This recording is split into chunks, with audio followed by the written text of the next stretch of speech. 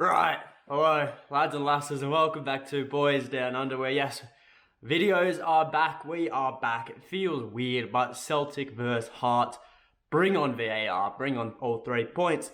But before we go any further, if you guys are enjoying the channel, well enjoying what is of the channel, we are back now probably, but like, subscribe, I won't hound you on for that because I don't really deserve it. But without further ado, let's get into it. So, we return to Tynecastle for the first time this season and are hoping not to face the same result as we did for the first time last season, where, well, you know, we didn't really have the best of starts to the season. But since this is the second time around, last season we saw a much more emphatic display. Despite only winning 2-1, we certainly deserved all 3 points that night. And we also saw the announcement of Reo Hatate.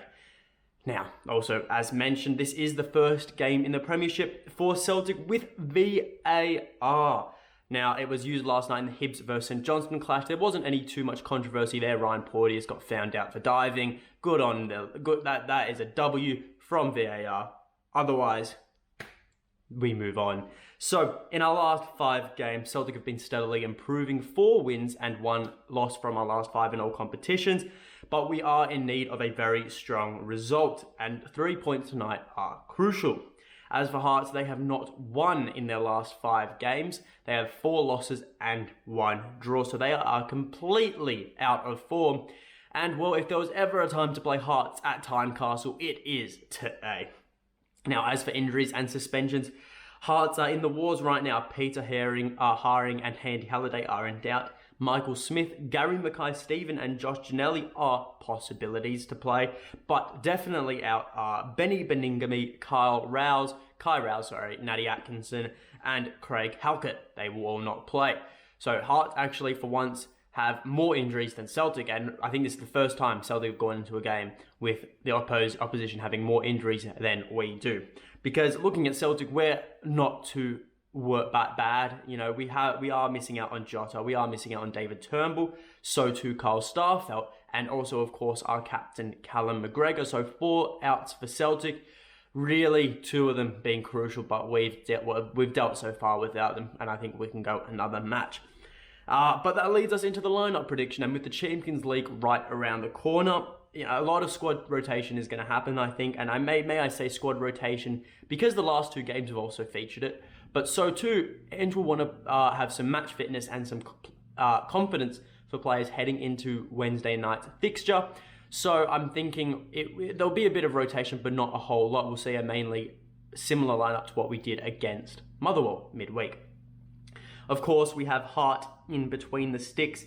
Then at right back, I'm going for Josip Juranovic. If we didn't have Shakhtar this week, I probably would have gone for Ralston, but Josip Juranovic for that matter. Then at centre back, we have Cameron Carter-Vickers and Moritz Jens. Then at left back, I'm going for Alexandre Bernabei. I could go Greg Taylor. I think it's a 50-50 with Bernabei, to be completely honest. So I'm going for Bernabei in the league. Now, I wanted to swap the midfield out. I really did want to swap the midfield out and have a bit of a change. But the only really one I can think of is bringing Moy off, putting a build guard to the CDM spot, and then moving Matt O'Reilly back up to Cam. But I don't think Andrew will do that, although he did hint at he could bring in a build guard. I think we will see that midfield trio again. Then at the forward line, I think there will be some change. Expect Dyes and Maida to start on the left, giving Haksabanovic a rest. Then on the right-hand side, I am going for the hat-trick hero, Jamesy Forrest. Then in through the middle, it is Georgios Giacomakis. Now, of course, that leads us into the final score prediction. And while Hearts are in a mountain of trouble at the moment, it's never easy against that mob. Now, hopefully I am wrong, and hopefully this is a smooth sailing all 3 points. Because we do need some we do need some confidence. I think straight before Shakhtar, I think it would be a bad if we got a draw or a loss. I think it would not bode well for the midweek clash. Anyways, looking at Hearts, their defense is going through a rough patch.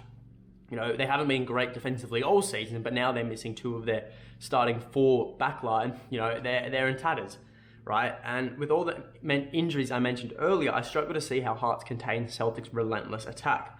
You know, if Bernabei plays, I think him and Juranovic can really overload both flanks with a lot of pace. And it's going to be really difficult to stop the Hearts, especially considering they haven't got their first choice right back. So that will allow either Berdabay or Greg Taylor to flourish and hopefully provide an easier game for someone like Dyson Maida, who is in need of a shit ton of confidence. Anyways, as long as Celtic keep clicking in attack, like we did against Motherwell, like we did against Hibs, I see no reason as to why we don't get 3 points. And 3 points is crucial in this fixture. You know, I said it in the last preview I did, which was a week ago, but I still said it. You know, we're heading into a run of very difficult away fixtures. You know, we have Tynecastle, we have the Tony Mack coming up as well, not to mention a couple of Champions League fixtures.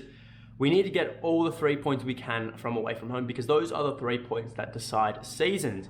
You know, if we win it, I know we lost at Tynecastle last season, but, you know, we were just class in the second half. But if we do win tonight, I think it's gonna be a very important win. I think 3 points here is very crucial, especially considering we are playing Hearts at a time of disarray for them. You know, you catch teams, we've got to punish them. That's how I see it. We have to punish them. I think Robbie Nielsen was hinting at he would be playing a lot of youth players because of their massive injury list.